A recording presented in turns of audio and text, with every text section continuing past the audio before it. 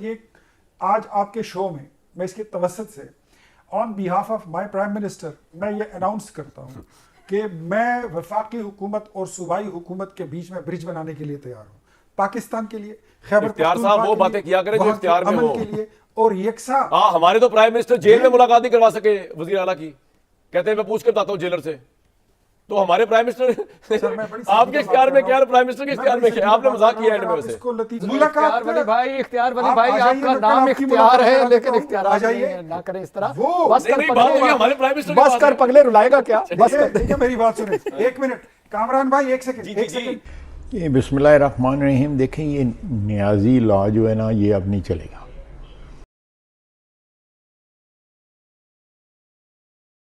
کی سالمیت کے اس وقت منافی جا رہا ہے، پاکستان ایک جنگ لڑ رہا ہے اور وہ لائی جا رہی ہے۔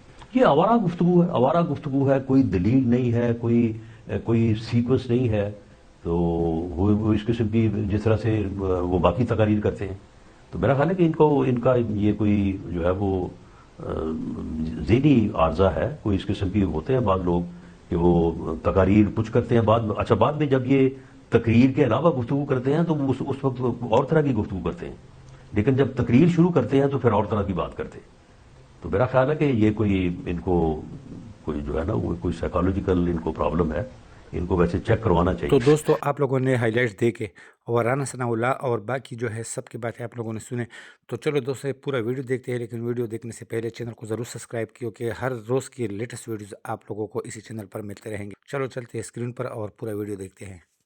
پرائم منسٹر میں یہ اناؤنس کرتا ہوں کہ میں وفاقی حکومت اور صوبائی حکومت کے بیچ میں برج بنانے کے لیے تیار ہوں، پاکستان کے لیے، خیبر پختونخوا وہ باتیں کیا کریں جو اختیار میں ہو، کے لیے اور یکساں۔ ہمارے تو پرائم منسٹر جیل میں ملاقات نہیں کروا سکے وزیر اعلیٰ کی، کہتے ہیں میں پوچھ کے بتاتا ہوں جیلر سے، تو ہمارے پرائم منسٹر آپ کے اختیار میں کیا، پرائم منسٹر کے اختیار میں کیا؟ آپ نے مذاق کیا اینڈ میں سے۔ اس کو لطیفے میں نہ اڑائیں۔ اچھا جی، میں معذرت کے ساتھ بڑی سنجیدہ بات کر رہا ہوں کہ اس کو لطیفے میں نہ اڑایا جائے تو بہتر ہوگا۔ نہیں بات سنیں، وہ تو اختیار ولی صاحب ملاقات کروا دیں، اختیار ولی صاحب ہیں coordinator to the prime minister, وہ تو پرائم منسٹر ملاقات نہیں کر پاکستان اور پتہ نہیں کتنی بڑی بڑی باتیں کر رہے ہیں۔ جی اختیار بھائی یہ ابھی آپ کو بہکا رہے ہیں، آپ ان کے چکروں میں آئیے گا میرے بھائی۔ بھائی اختیار ولی بھائی، آپ کا نام اختیار ہے لیکن اختیارات نہ کریں اس طرح۔ بس کر، بس کر پگلے رلائے گا کیا؟ بس کر، میری بات سنیں ایک منٹ، کامران بھائی ایک سیکنڈ۔ میں ابھی یہاں پر کوئی جلیبیاں بیچنے نہیں آئے، اپنی پوری ان کو کوئی جو ہے نا وہ کوئی سائیکالوجیکل ان کو پرابلم ہے، ان کو ویسے چیک کروانا چاہیے۔ دیکھیں مالک صاحب، بعض لوگوں کو جس طرح سے آوارہ گردی کی جو ہے وہ لت ہوتی ہے نا، اسی طرح سے بعض کو آوارہ گرد قسم کی گفتگو کرنے اور تقریر کرنے کی بھی جو ہے نا وہ عادت ہوتی ہے۔ تو ان کے ساتھ یہی مسئلہ ہے۔ آپ مجھے بتائیں کہ ان کی حالت یہ ہے کہ جس دن انہوں نے چیف منسٹر منتخب ہونے کے بعد تقریر کی تھی، وہ تقریر آپ نے سنی ہوگی، اس کا کچھ حصہ آپ نے اب بھی سنوایا ہے، اور لگتا یہ تھا کہ جب یہ اڈیالہ جیل کی طرف آئیں گے تو پتہ نہیں وہ کون سا طوفان ہوگا، اور وہ طوفان جو ہے وہ جا کے جیل سے جب ٹکرائے گا تو وہاں پہ پھر اڈیالہ جیل کی جگہ پہ کیا بچے گا، اور وہاں پہ یہ اپنے لیڈر سے جو ہے وہ جا ملیں گے، بلکہ اس کے عشق میں جو ہے وہ پتہ نہیں مارے جائیں گے یا کیا کریں گے۔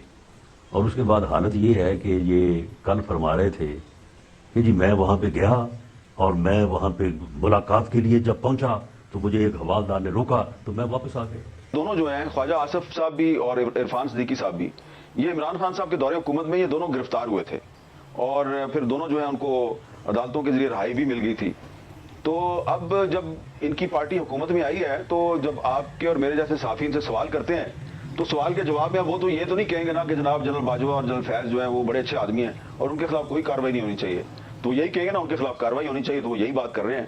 تو اس لیے میرا نہیں خیال کہ اس معاملے پہ خواجہ آصف اور نواز شریف صاحب کے اور عرفان صدیقی اور نواز شریف صاحب کے موقف میں کوئی فرق ہے۔ یہ دونوں دراصل نواز شریف صاحب کی سوچ کی ترجمانی کر رہے ہیں۔ نے کیا نا مجھے تو جس کا میں جواب دے سکتا ہوں، کیونکہ یہ خان صاحب جو ہیں وہ یہ اڈیالہ جیل راولپنڈی میں ہے نا، تو راولپنڈی قریب ہے نا اسلام آباد کے، تو وہ وہاں سے خبر جو ہے وہ میرے پاس آ جاتی ہے۔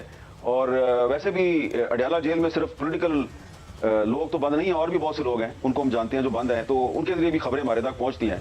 تو ایک یا دو نہیں، 3-4 لوگ جو ہیں وہ عمران خان صاحب کے پاس مفاہمت کا پیغام لے کے گئے، اور جو مفاہمت کا پیغام لے کے گیا اور اگر اس کا تعلق تحریک انصاف سے تھا تو عمران خان صاحب نے اس کی بہت کلاس لی ہے۔ تو یہ انجام یہ ہے۔ تو تو یہ بھی جو یہ گفتگو فرما رہے ہیں کہ یہ وار کرائم ہے، اس کے بعد یہ کہیں گے کہ مجھے ایک حوالدار نے آ کے کہا کہ یہ نہیں ہے، تو اس کے بعد میں خاموش ہو گیا ہوں. میں کہتا ہوں اب ٹھیک ہے، اس کو ہونے دو. زبیر صاحب جو ہے نا، ان کی پالیسیوں میں، اپنی پالیسیوں میں، اپنی سٹیٹمنٹ میں تسلسل نہیں ہے. کل تک یہ جن چیزوں کو درست کہتے تھے آج اس کو غلط کہہ رہے ہیں. کل تک جو چیزیں ان کو سفید نظر آ رہی تھی آج کالی نظر آ رہی ہیں. میں پھر کہتا ہوں بھائی آپ ملاقات کرا دیں کہ پاکستان کی خاطر یار یہ معاملات ہم اس کو ٹھیک کر سکتے ہیں.